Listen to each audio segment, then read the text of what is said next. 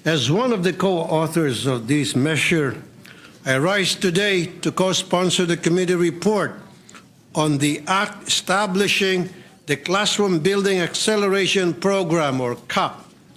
Isang panukalang batas na tutugon sa matagal na nating problema sa kakulangan ng classrooms sa bansa upang mabigyan lahat ng bata, lalo na mga mag-aaral na galing sa mahirap na pamilya, ang pagkakataong magkaroon ng edukasyon at maging matagumpay sa buhay.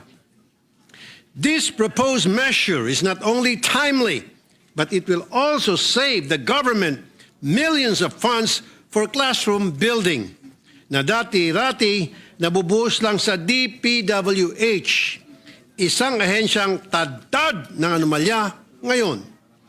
By providing an alternative mechanism that is more responsive and cost-efficient, and by forging credible partnerships between local government units or LGUs and private sector entities, mas mapapabilis na po ang pagpapatayo ng classrooms at makasigurong mapupunta sa tama ang pondong nakalaan para rito.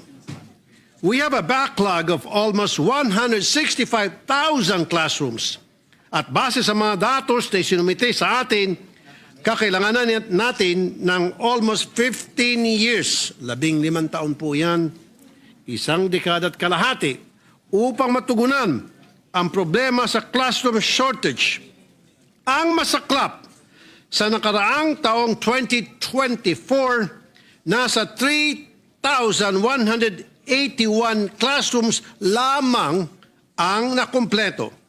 Sa makatuwid, at the rate we're going, we will need at least 50 years to hit our target.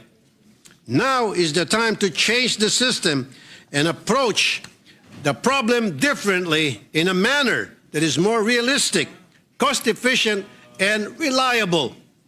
Ngayon pa lang, tinatalang 3,260 classrooms ang nagtamo ng iba't ibang antas ng pinsala dahil sa bagyong Tino.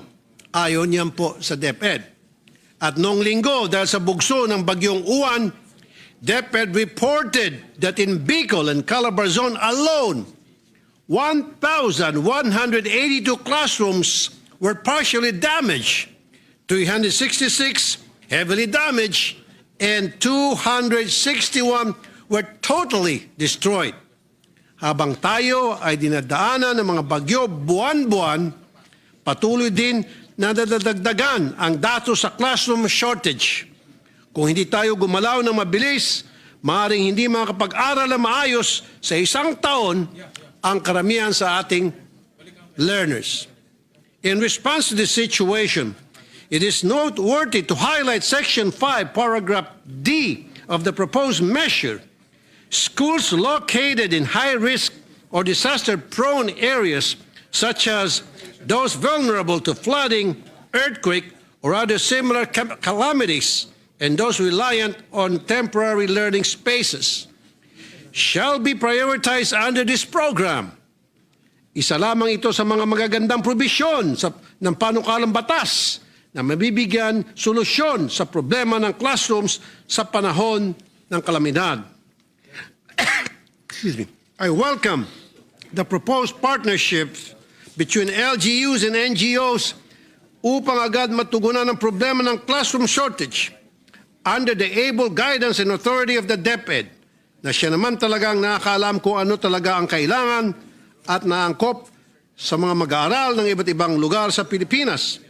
Under this bill, DepEd minimum performance standards and specification will ensure that classrooms shall be built taking into serious consideration all relevant factors like topography, climate conditions of a given area, digital connectivity, and access to transportation, such that these projects are structurally sound, and given that schools are also being used as evacuation centers during calamities. At huli sa lahat, napapanahon na magkaroon ng funding ang cost ceilings sa mga gastusin sa construction ng classroom. Under this bill, funds for projects under this measure shall not be bloated and wasted. Tama na yung mga kumikita sa mga construction projects. Mr. President, education is the cornerstone of national development, social stability, and economic progress. Hence, it is imperative to strengthen our educational system by building these much-needed classrooms at the soonest possible time.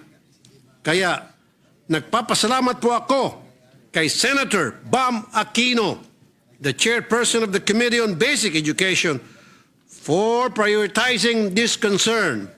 With the passage of this bill, nakaasa tayo na mas marami ng batang Pilipino ang makapasok at makapag-aral sa mga susunod na taon. Again, maraming salamat kay Senator Bam Aquino sa pag-sponsor ng napakagandang bill na ito. Thank you, Mr. President.